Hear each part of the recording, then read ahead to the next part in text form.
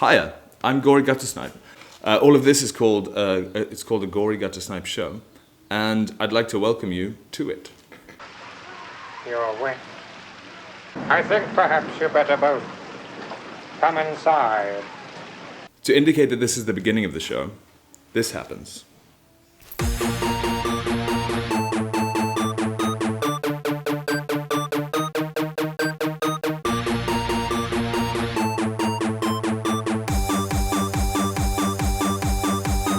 This week, we're going to be tackling subjects. We're going to be tackling the subject of cancel culture.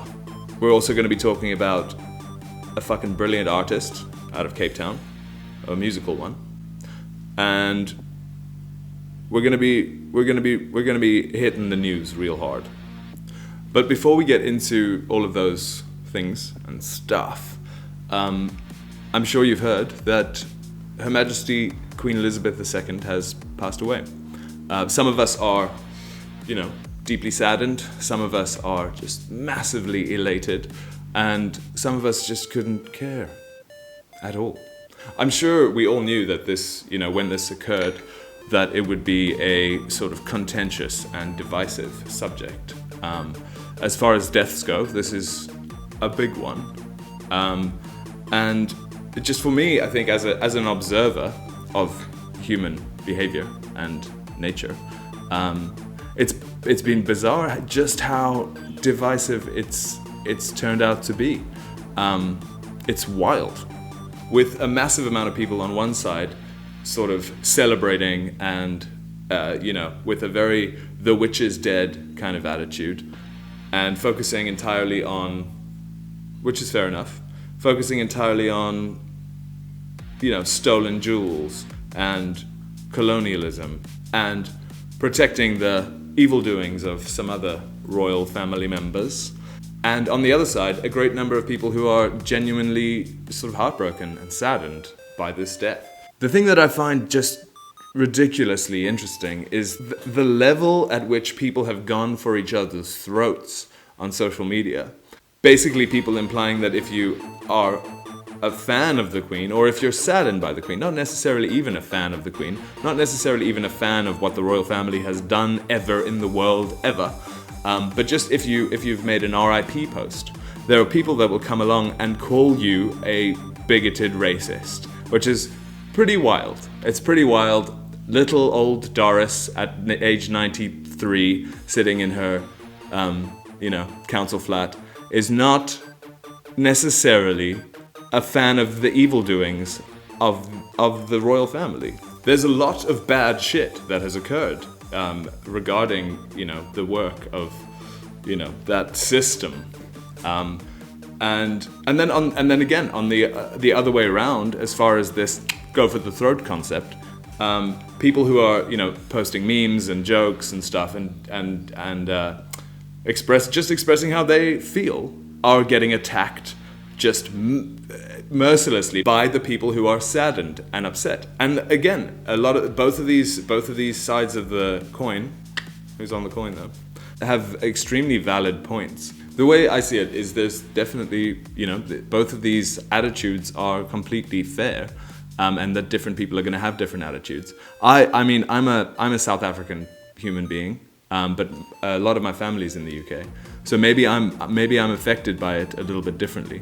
I'm a smash the monarchy kind of guy, but I'm also like a R.I.P. Queen Elizabeth kind of guy. I think you can be both of those things. I think that that's totally fair. I think that human beings are complicated creatures, and you can be like, fuck that system, rest in peace, human being. I think you can do that, and I think it's okay. I don't think you need to go on the attack about other people's ideas regarding someone's death. It's like, make jokes, make memes, do whatever you want. That's totally fine. And make RIP posts. It's totally fucking fine. Don't engage in the side pickery. Just do your thing. Both of these things are valid. There's a lot of evil done, a lot of good done. There's a lot of hatred, there's a lot of pride. It doesn't seem to me to be a situation where it's go for the throat and and unfriend people because they disagree with you on a matter like this, you know. So yeah, that's just a little observation, just a thought, just a thing to say. Bit of idle banter up top before the news.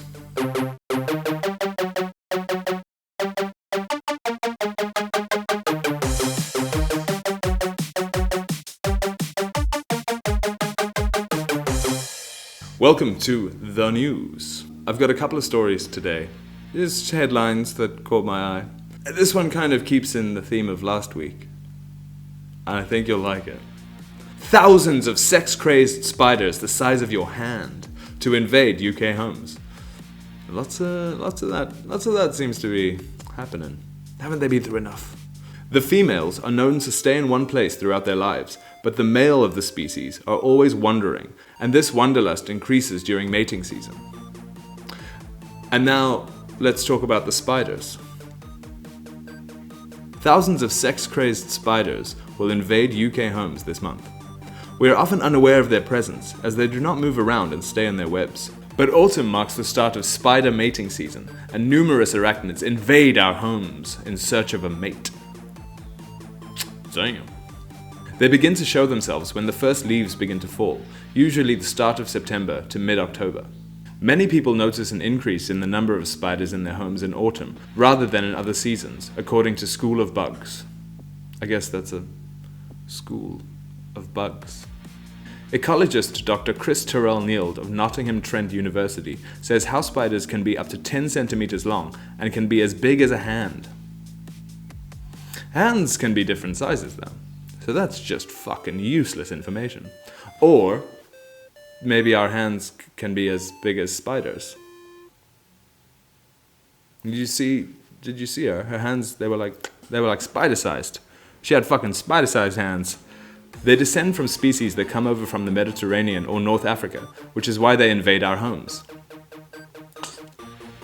You know, talking about immigrants again. I see ya.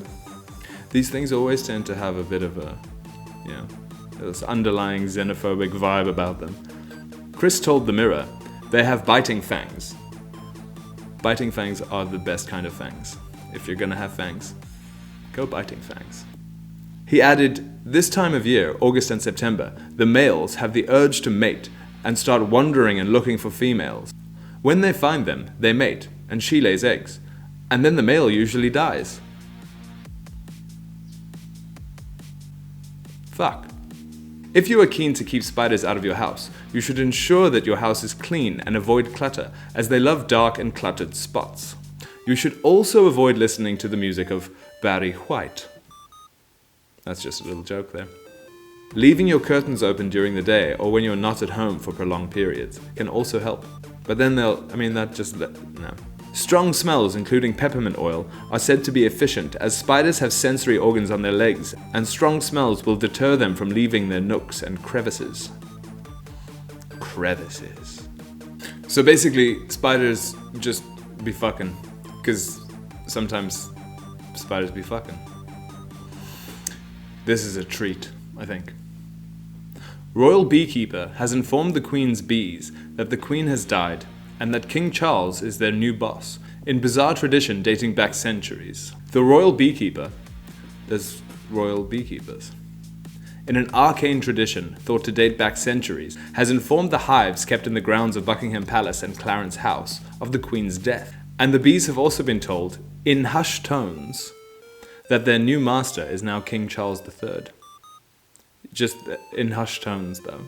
They've been told in hushed tones. The official palace beekeeper, John Chappell, 79, told Mail Online how he travelled to Buckingham Palace and Clarence House on Friday following the news of the Queen's death to carry out the superstitious ritual. He placed black ribbons tied into bows on the hives, home to tens of thousands of bees, before informing them that their mistress has died, and that their new master would now be in charge of them. He then urged the bees to be good to their new master.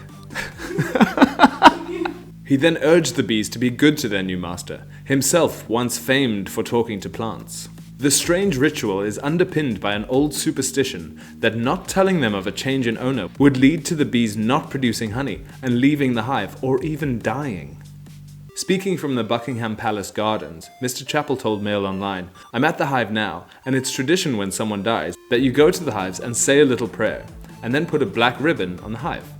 The person who has died is the master or mistress of the hives, someone important in the family who dies, and you don't get any more important than the queen, do you? You knock on each hive and say, 'The mistress is dead, but don't you go.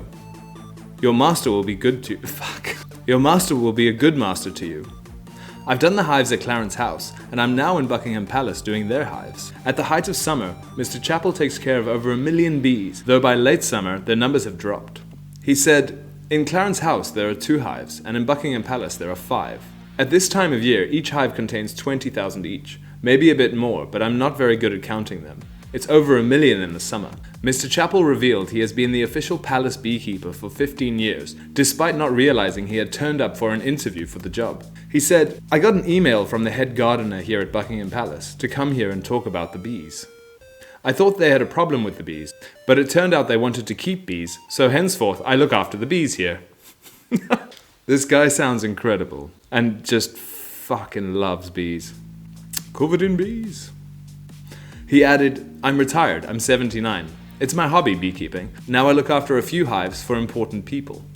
Number 1 is the queen, or rather was the queen. I was the queen's beekeeper, and now hopefully I'll get the job of being the king's beekeeper. If they hire someone else to come and keep the royal bees, I'm going to be deeply upset. I'll follow up on that. Probably not. In all, I've been looking after bees 30 plus years. It started because my wife loves honey. So I bought her a book called Keeping Bees in the Back Garden. She read the book and said, 'Well, it's over to you now.' So I got the job of keeping bees in my home." So good. It has been a wonderful hobby and interest, and it has taken me all over the world. I've met wonderful people and seen lovely sights that only beekeepers ever get to see. Please can this dude never lose his fucking job. Lastly, on the news this afternoon, a bit of a serious note. Leroy, been hiding this little girl's shoes. Give me those shoes back. Oh, no, I got them shoes hid. You'd better give me those shoes. They're mine. Give them back to me. You'd better give them back to me, Leroy. You bring them back. You've got them hid. But you'd better get them and bring them back here. Right here to me! When asked for a statement, this is all he had to say. I'm keeping them shoes. Leroy. Right. Cancel culture. The boogeyman of modern times.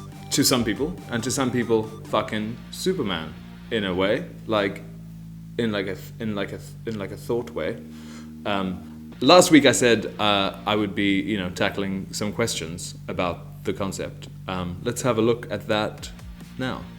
Does it work? Does it exist? Is it good? Is it bad? Does it not work? Does it not work at all? Does it not work? Does it maybe not work? Or does it not work? He was so young. Such a thirst for knowledge. So cancel culture is a massively complicated subject to speak about in this kind of setting. I think I'll be speaking about it quite a lot as this show progresses in future episodes. I guess as an equation, it goes outrageous behavior plus outraged person plus more outraged people plus social media equals cancel culture. So I guess the big question is, what constitutes outrageous behavior? I think that the way that the governments of the world treat the sick and the poor and the truly downtrodden is something that, I haven't seen a lot of cancel homelessness, right? But I have seen a lot of cancel Ricky Gervais. Priorities in that sense to me are very fucking skewed. If somebody standing on a stage making jokes is more offensive than a small child on the street that hasn't eaten in 3 days, in your mind, then something is very, very wrong. Deeply, deeply, deeply wrong. It's almost as though the real problems in the world, the real core problems that the world faces are just too big. They're almost unsolvable maybe in people's minds. But the amount of energy that is put into, you know, getting that stand-up comedian deplatformed, or silencing someone with a talk show that says some political things that you disagree with, that's an easier battle. It's the low-hanging fruit as far as reasons for activism, you know? And yet so much energy, and I mean like fucking so much human energy is put into these sort of campaigns to take down stand-up comedians and to take down podcast hosts and such things, you know. If you took that energy, if you took all of that outrage and energy and you threw it at basic human fucking rights, and channeled it towards your local government, you know, the people in charge of feeding and educating disadvantaged children, you could do so much good. It's a super complicated thing, this cancel culture concept. And obviously I've only barely scraped the surface of how deep it can go. But yeah, these are just the thoughts that I have. I'd love to hear what you think in the comments below. I read them, and I would really like to know what you think.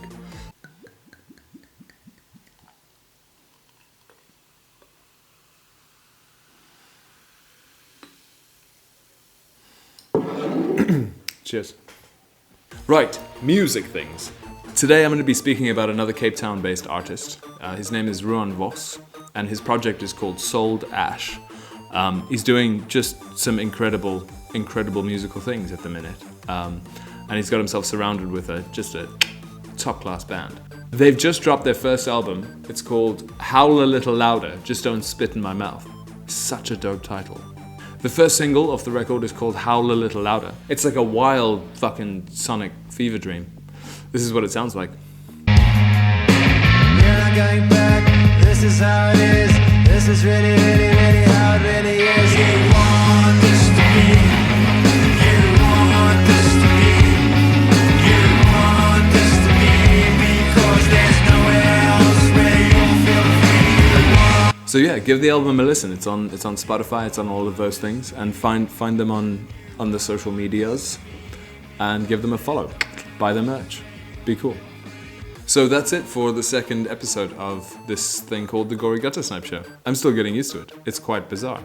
But I hope you enjoyed it. And yeah, if you did, and if you'd like to help support the channel and help support us and help us move forward in making this thing, you can hit us up on Patreon. Don't forget to like, subscribe, hit that bell for notifications, and let me know what you think about these things in the comment section below. Yeah. We'll see you next week. Be kind to each other.